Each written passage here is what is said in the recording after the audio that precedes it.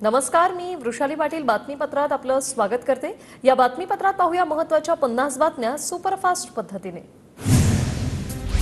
भाजपचे प्रदेश कार्यकारिणी सदस्य सुधीर पाटलांच्या एकनाथ शिंदेंच्या उपस्थितीत शिवसेनेत प्रवेश। धाराशिवमध्ये भाजपला हा धक्का।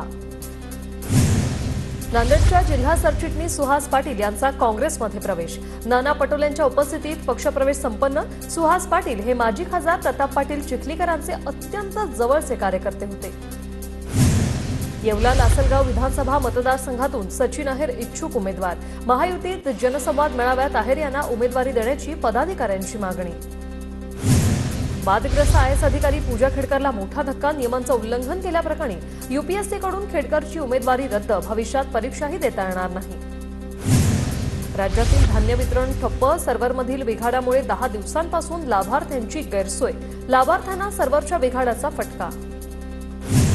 शहापूर विधानसभेचे आमदार दौलत दरोडांकडून विकास कामांचं भूमिपूजन। पुढच्या निवडणुकीत घड्याळ चिन्हावर लढवून आणि निवडूनही येणार। दरोडांकडून विश्वास व्यक्त। सोलापूरच्या चिखलठाण ते कुगाव रस्त्याच्या कामाचा आमदार संजय मामा शिंदेंच्या हस्ते शुभारंभ। या रस्त्यासाठी 13,50,00,000 निधी मंजूर। भंडाऱ्यात पॉश मशीन बंद असल्यानं 15 दिवसांपासून लाभार्थी राशनच्या धान्यापासून वंचित।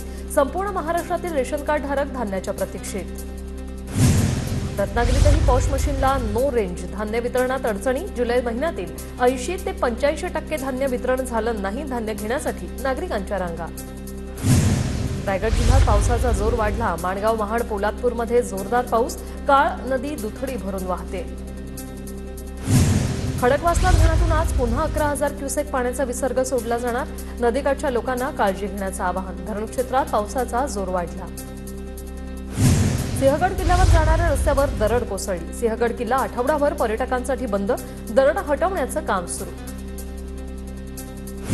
सततच्या पावसामुळे पुण्याच्या भोरमधील भाटघर धरण 90% भरलं।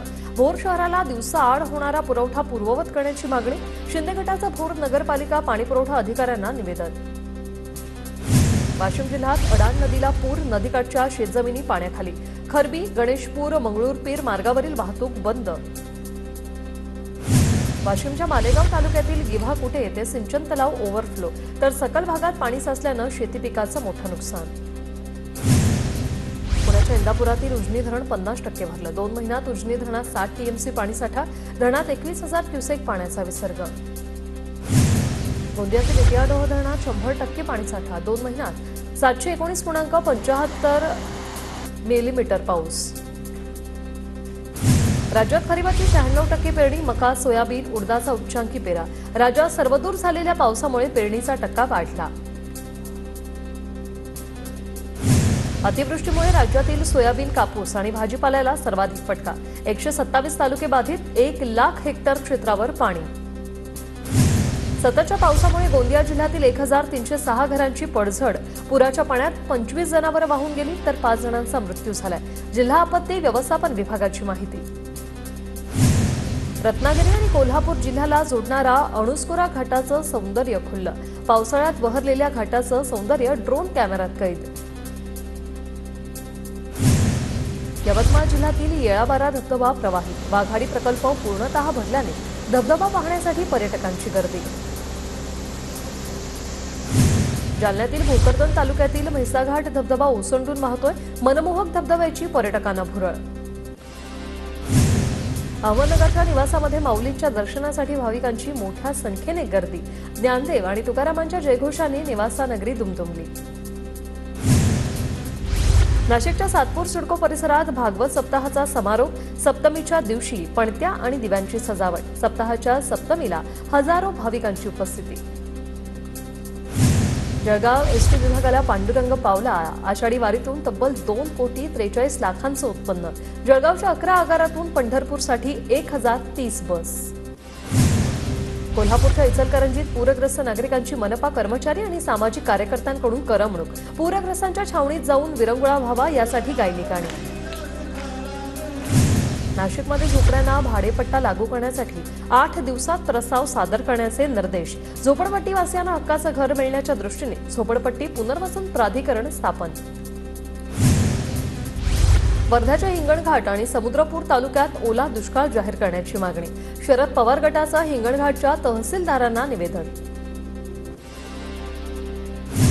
सिंधुदुर्गच्या दोडामार्ग तालुक्यातील कळणी गावात हत्तींचा उच्छाद, हत्तींकडून शेतकऱ्यांच्या फळबागांचं नुकसान, शेतकऱ्यांमध्ये भीतीचं वातावरण। धाराशिवमधील शेतकऱ्यांचा शक्तीपीठ महामार्गाला विरोध, अत्यंत बेभाव दरात जमिनी खरेदी केल्याचा शेतकऱ्यांचा आरोप। 16 ऑगस्टला बेमुदत आमरण उपोषण करण्याचा शेतकऱ्यांचा इशारा। सिंधुदुर्गात काजू अनुदानाविरोधात ठाकरे गटाचं आंदोलन, वैभव नाईकांच्या नेतृत्वाखाली जोरदार घोषणाबाजी, किमान 50 रुपये अनुदान देण्याची मागणी। नांदेडमध्ये वंचितच्या ओबीसी बचाव यात्रेच्या बॅनरवर भाजप नेत्यांचे फोटो। 2 ऑगस्टच्या यात्रेच्या पार्श्वभूमीवर लोहा शहरात बॅनरबाजी, बॅनरची सर्वत्र चर्चा। नांदेड जिल्ह्यातील हदगावात सकल ओबीसी मराठा समाजाचा मोर्चा। ओबीसी समाजाचा हा मोर्चा मराठा समाजाला कुणबीतून आरक्षण न देण्याची मागणी। हदगाव बंदलाही नागरिकांचा चांगला प्रतिसाद आहे। बीडच्या धानोरा रोड रस्त्याच्या प्रश्नावरून नागरिक आक्रमक, जिल्हाधिकारी कार्यालयाबाहेर शालेय विद्यार्थ्यांचा ठिय्या। नाशिकमध्ये स्मार्ट सिटी कंपनीला महापालिकेच्या बांधकाम विभागाची नोटीस, बंदी असतानाही रस्त्यांचं खोदकाम केल्याप्रकरणी कारवाई। बेडगावातील अतिक्रमण काढण्यासाठी स्थानिक आक्रमक, शेकडो ग्रामस्थांचा तहसील कचेरीवर मोर्चा। कल्याण डोंबिवली महापालिकेच्या ब प्रभाग क्षेत्रात खड्ड्यांचं साम्राज्य, वाहन चालक त्रस्त, मनसेचा सेल्फी विथ खड्डा उपक्रम सुरू। ठाण्यातील घोडबंद रोडवर 3 महिन्यात 12 अपघात आणि 2 जणांचा मृत्यू। घोडबंद रोडवरील खड्ड्यांमुळे वाहन चालक त्रस्त, बांधकाम विभागाकडे खड्ड्यांचा बंदोबस्त करण्याची मागणी। इचलकरंजी सांगली महामार्गाला जोडणाऱ्या रस्त्याची चाळण, खड्ड्यांमधून वाट काढताना वाहन चालकांची तारेवरची कसरत। बीडमधील भागवत वस्तीवर सशस्त्र दरोडा, दरोडेखोरांकडून महिलांच्या अंगावरील सोन्याचे दागिने लंपास, 4 जणांना जबर मारहाण, घटनास्थळी पोलीस तैनात। आष्टी तालुक्याच्या किरोळमधील घटना। छत्रपती संभाजीनगरमध्ये शेअर बाजारात गुंतवणुकीच्या नावाखाली 9,95,000चा गंडा। आयपीओच्या गुंतवणुकीवर चांगला परतावा मिळवून देण्याचं दाखवलं होतं आमिष। धाराशिवमध्ये ब्लाऊज वेळेवर शिवला नाही म्हणून महिलेला 15,000 रुपयांचा दंड। धाराशिवच्या ग्राहक मंचच्या दणका, तसंच राहिलेला ब्लाऊज मोफत शिवून देण्याची शिक्षाही सुनावली। अतिवृष्टीच्या मदतीत कोट्यावधी रुपयांचा घोटाळा, बुलढाण्याच्या जळगाव जामोद तहसीलमधील धक्कादायक प्रकार, ठाकरे गटाची कारवाईची मागणी।